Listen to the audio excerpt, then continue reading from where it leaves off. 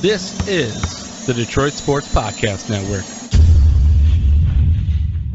Let's tackle the post-spring questions Michigan football must answer as it heads into the first year under Sharon Moore. We'll do that next on the season finale of Michigan Podcast. But there's going to be one team that's going to play solely as a team. No man is more important than the team. No coach is more important than the team. The team, the team, the team. Looks deep for Anthony Clark. Waits for it. Gets caught. They said you can't beat Ohio State. Now what? Brady gets terrific. Throws it, and a touchdown, Knight again. Schultz just before Brazil got him, and a leaping interception by Woodson. Harbaugh back to throw over the middle. Caught by Collier at the 5 on his feet. Touchdown, Michigan. On its way. It's good. He's 5'7", 179 pounds, a junior at Michigan. But Jamie Morris packs a wallop, and he delivers for Bo Schembechler. And here's your first play. Pressure coming. Sack. It is Glenn Steele, number 81, who fought his way through the traffic. Option. And Robinson calls his own number, and he's going to score. Oh, an easy touchdown for Robinson and Michigan.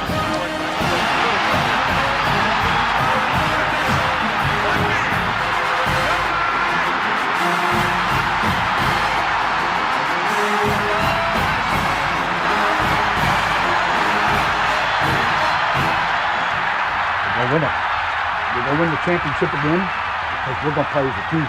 And when we play as a team and the old season is over, you and I know it's going to be Michigan again. Michigan.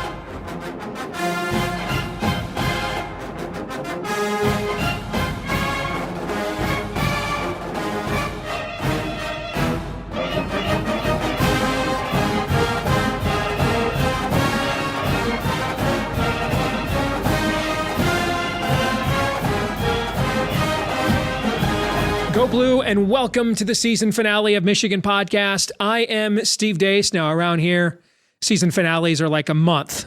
All right, so we'll see you again in June. Nevertheless, we have some unfinished business here where this season is concerned, first and foremost, as we look at what I think are the top 5 questions Michigan football now must tackle between now and the kickoff to the season, August 31st against Fresno State. The questions that still remain post-spring. Let's go to number 5.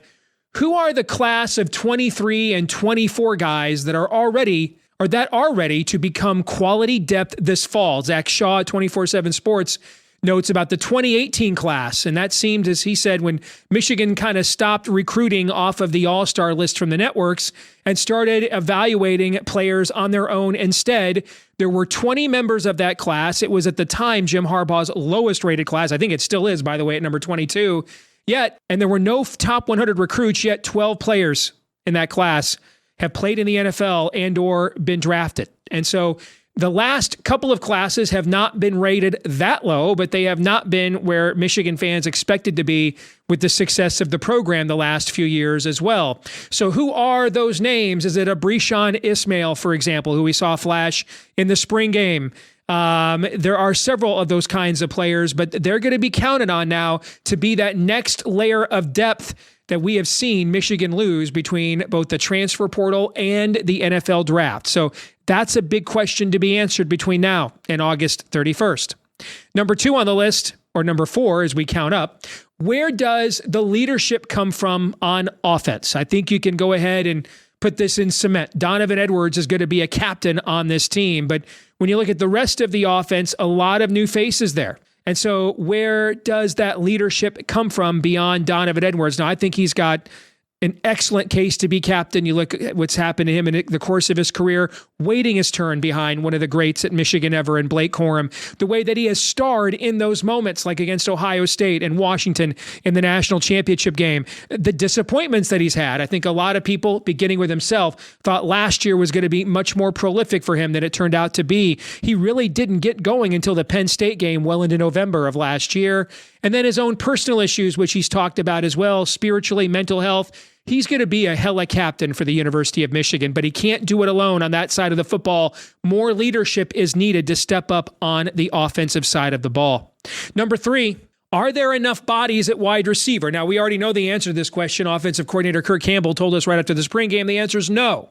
So then where do some new bodies come from? As at the time we're recording this, they've offered a young man from Youngstown State out of the transfer portal. There are reports online that Amorion Walker, who is considered to be one of the top emerging players in the program before he bolted for Ole Miss before the spring, that he's leaving Ole Miss and coming back. So crazy times, man. I mean, I don't know what we call that. Is it a boomerang? Is it a rebound? Okay. But that would be a nice addition. Now, he was switched to corner. Last spring was not a great moment for him at corner. He was still a pretty prized wide receiver recruit. We have more of an immediate need there, although there is a need at corner too, because we've lost DJ Waller to Kentucky, who loves to pilfer the third string of our players for some odd reason. But Amorion Walker will be in that mix. Maybe this young man from Youngstown State. I mean, I think the 3 receivers are going to line up, given the kind of offense we play between Fred Moore, Shamaj Morgan, and the young man out of Chicago who had that huge touchdown reception, Tyler Morris, in the Rose Bowl last year. I think those 3, given the way we play, are just fine. We don't emphasize the position in our offense. All 3 of those guys are explosive and athletic in different ways, but you can't count on all 3 of those guys just being your only live bodies. And we got just only 2 freshmen coming in who aren't going to be in until the fall. There needs to be more there. And Michigan has even said this out loud, openly. I mean, it seems weird now. We're just the era we're in. So Amorion Walker left. He's going to transfer back. Michigan coaches are openly saying, oh, yeah, we're going to recruit that position harder in the transfer portal. We're not good enough at that yet. The times, they are a-changing, man. That's for sure. The stuff of message board posts is now just the stuff the coaches just say out loud. All right, number 2 on our list of the top 5 questions. Is there a championship caliber quarterback on campus? Now, I worded this question this way very specifically, and here's why.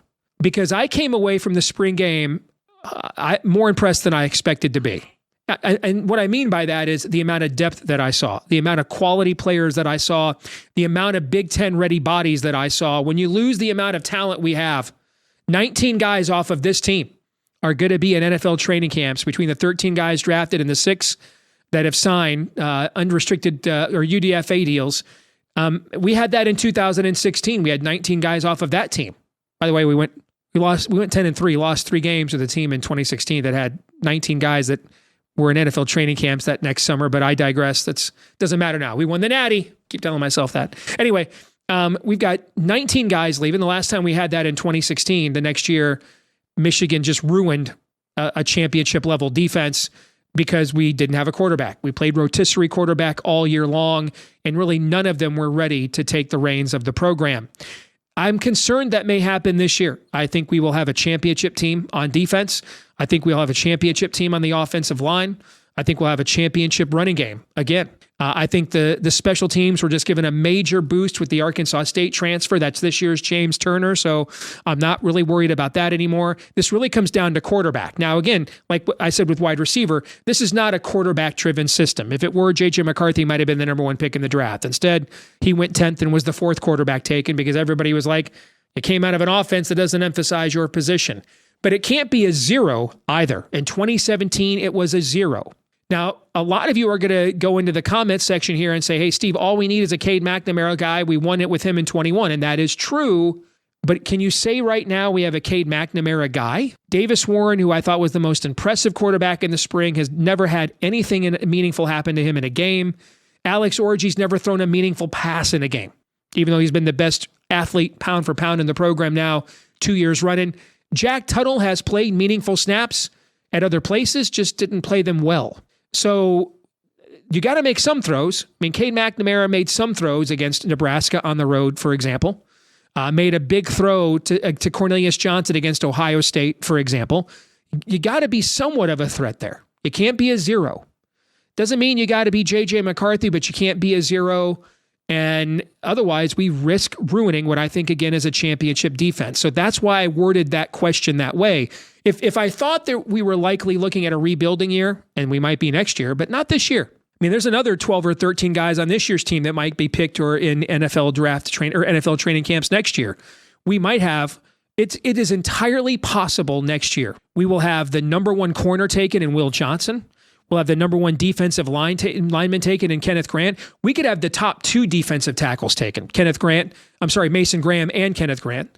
I think we could have the number one running back taken in Donovan Edwards. I think depending on what happens with his knee injury, we could have the number one safety taken in Rod Moore. I mean, I wouldn't say it's even nuts given his body type, if he has a great year, that Miles Hinton couldn't be the number one offensive tackle taken. I think Jayshon Barnum could be the number one linebacker taken in next year's draft. So we may not have the depth we had last year, but the top end talent on this year's team is actually going to be, from a draft perspective, better. And I haven't even mentioned yet Colston Loveland, who's going to be the number one tight end taken.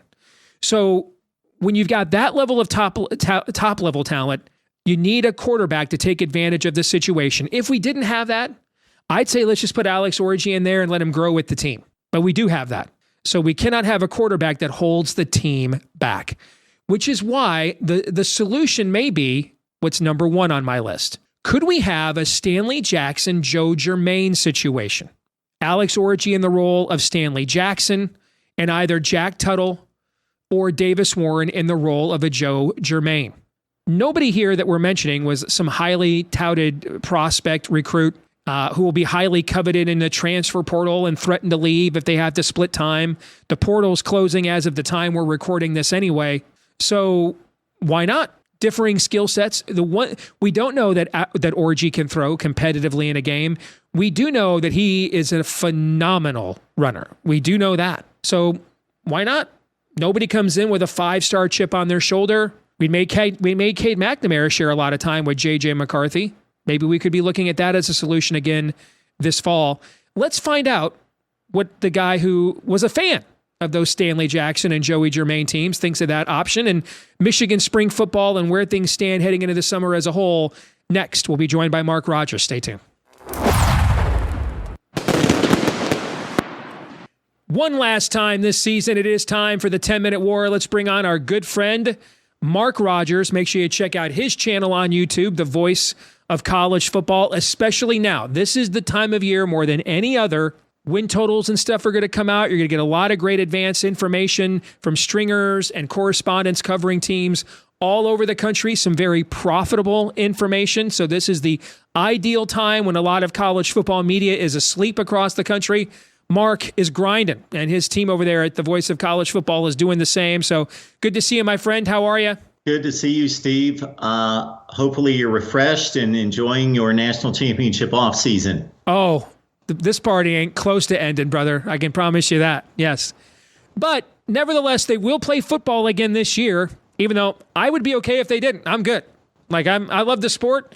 Michigan decided we'll take the year off. I'd be good. Watch everybody else. I'd still watch all the games, but I'm that levels of satiated right now. I'm good. But nevertheless, they're going to play another year. And we were just going over some of the key questions that I think need to be answered this offseason based on what I saw in the spring. In particular, I want to get your thoughts on my number one question, because I used a specific circumstance that you would know well. You and I are of the same era. You also grew up rooting for those teams. So it would not just be something, knowledgeable to you, but personal. All right. The idea of a Stanley Jackson, Joe Germain tandem at quarterback, where you have Alex Orji with kind of the Stanley Jackson skill set, and either Davis Warren or Jack Tuttle in the Joe Germain role. Nobody here was some 5-star prospect with agents and, chips on the shoulder. No one's got some, promise in the recruiting process to jump on Instagram and lose their minds over. It's very likely whoever is the starter this year is probably just holding the position for a year for somebody like Jaden Davis, or a maximum of a couple of years anyway. So given where this team is at, how strong I think they are almost everywhere else, except for this one position that's the most important in the sport, I just don't want to see a 2017 kind of year where a championship defense is wasted with a 0 at a quarterback. So what do you think about that kind of an option for Michigan this fall? I think you just want to bring up the name that your fans want to hear, and that's the name John Cooper. You're bringing back bad memories to the point where in the Sugar Bowl after the 1997 season, they were shuttling quarterbacks back and forth. Now, I know the great Tom Landry did that for about a half a season, but he figured things out and then won the Super Bowl. First of all, you got to love an Ohio State fan. Guys, this sucks so bad. We were playing in one of the major bowl games in the country, and I couldn't believe what I saw. I love that. Your frame of reference to how this sucked was what you watched in the Sugar Bowl. Okay, that's great. That's as good as it gets right there. But go ahead and finish your point. Go ahead. I'm sorry. Well, that obviously was just a few weeks after we watched Charles Woodson single-handedly knock us out of a possible national championship run. So shuttling in quarterbacks, and the quarterbacks acknowledged after the game, both the quarterbacks, Jermaine and Jackson, that you mentioned, that they had no idea that was the plan during the week, that was the plan going into the game, that they were just suddenly, okay, well, we've noticed after a series or two, we're just going back and forth. This was not the plan or communicated to them. So John Cooper complicated things, and especially there you wanted to go with Joe Germain over Stanley Jackson because you had the weapons. You didn't need the quarterback to be a weapon. And so Cooper botched that up for 2 seasons, 1996 and 1997, and you remember those well. The 1996 team, I think, finished number 2 in the country and won the Rose Bowl, Mark. They did when Joe Germain was finally given the keys at the final drive of the Rose Bowl to finish out the game and lead it with a passing attack where there are weapons to be utilized and the quarterback doesn't need to run around like a fool. Now, to the Michigan situation in 2024, I find this intriguing that first off, you've got Alex Orji. I don't know what he has done because we just get to see the spring game and hear bits and pieces of intel, what he has done to enamor this coaching staff. He was the 50th rated quarterback in his recruiting class. He was the 126th rated player in the state of Texas, according to 247 Sports, and he's thrown 1 pass in college. So I'm not saying that the talent evaluation, far from me to question the talent evaluation recently at Michigan, that he's prepared. But it just seems as though Michigan's in this place where, Jaden Davis aside, because he's the future, that they are void of any completely legitimate, sure options here. And I think the determination, based on what we saw at the spring game, what they could be doing in practice could be much different. Davis Warren could be so much better than Orji. It appears as though Orji's the guy, though, so he must be so much better in practice. But what we saw in the spring game leads me to believe that this decision, Steve, is less about who the best player is, because they're all fairly even when you throw in the skill sets. And it's more about, what does Michigan want to be? Who do they want to be on offense? Do they want to be an Alex Orji kind of offense?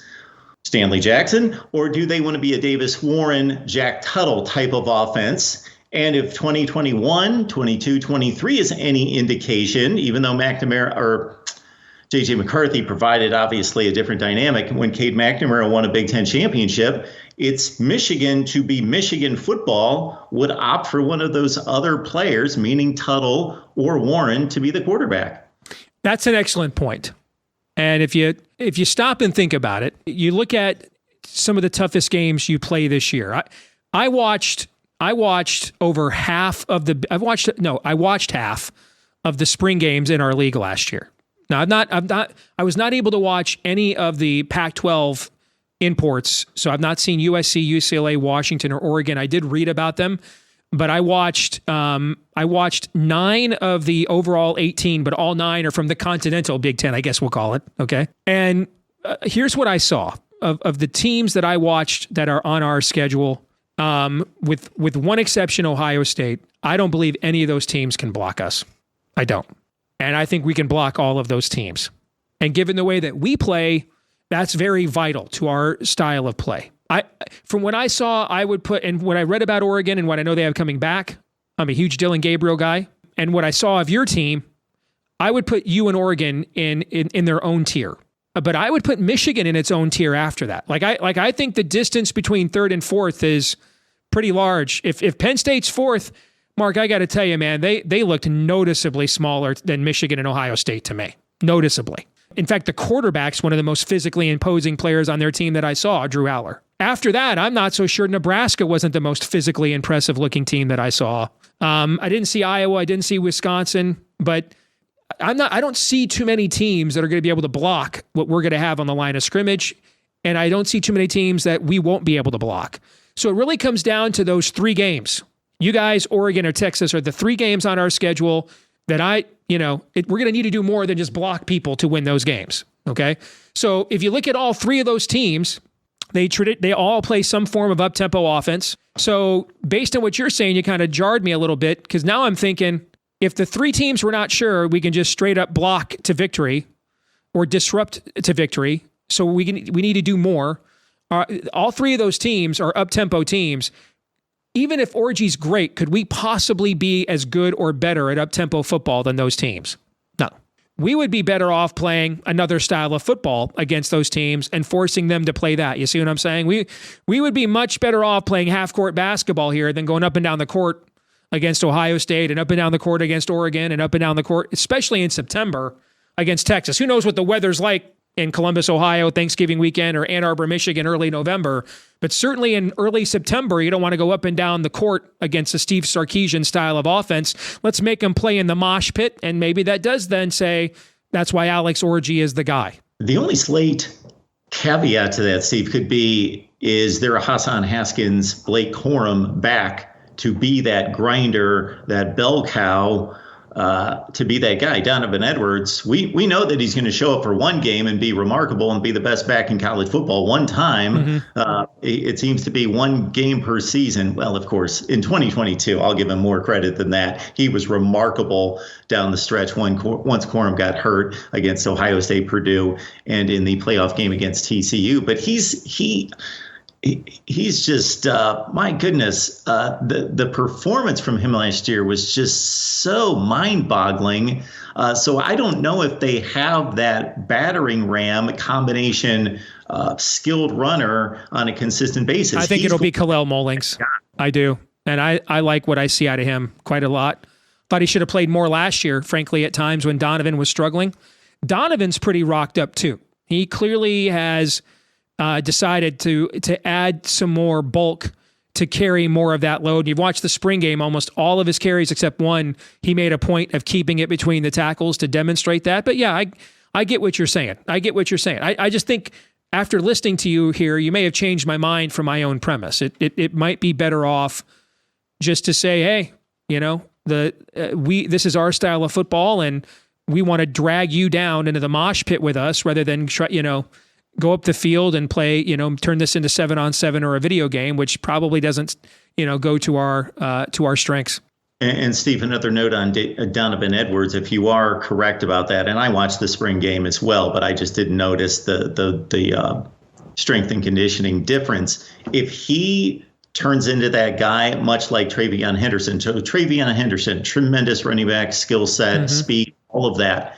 Different guy. When I saw him run last year, when he had dedicated himself to coming back from an injury, and he was lowering his shoulder he was a different back last year. So if Donovan Edwards can turn that corner, much like TreVeyon Henderson did, wow, look out, because when he's been right, he's been right. And if he adds that physicality to his game in that offense, again, look out. I've got one more interesting note here that I came across that just kind of hit me with J.J. McCarthy going top 5 in the draft and then Michigan trying to find who they are on offense, and much of that predicated by this quarterback decision. Here is a team that just produced a top 5 quarterback in the NFL draft that was number 122 in the nation in pass attempts per game. Right. That's unheard of. Right. That's never happened. Right. So what you're telling me is I'm kvetching about this too much is what you're telling me. You understand that? That's really what you're telling me is I'm kvetching about this too much. Well, let's say they control their schedule nearly as well as they have the last 3 years. Let's not hold them to that standard, because they don't have to be held to that standard. Harbaugh said, beat Michigan State, beat Ohio State, win the Big Ten, win the Natty. Those are the goals in order. But now we're looking at be 10-2. or be a really impressive 9-3, lose to Texas by a last-second field goal, and maybe you get into the playoff, and that's more the goal now. So what I'm saying is maybe they're going to be more of a passing team this year, despite losing the top 5 pick in the draft because of the loss of Blake Corum as well, and not having necessarily that proven back, but they also don't have the proven quarterback. So it's a strange dynamic that they have to work through between those two losses. Final thing I want to ask you about is I watched y'all's spring game in depth as well. And I mean, Jack Sawyer looks like the Incredible Hulk, man. Okay, I mean, this is, last year at this time, there was talk that in the following draft, Ohio State was going to have 8 top 100 draft picks, and they had 1. And that's because all those guys came back, okay? And so they absolutely look like an NFL farm team at like 9 positions that I looked at on every position group really, but 2. The problem that I'd be concerned about if I were a Buckeye is it just so happens to be the 2 position groups that your arch rival has built their entire program around being better at than you.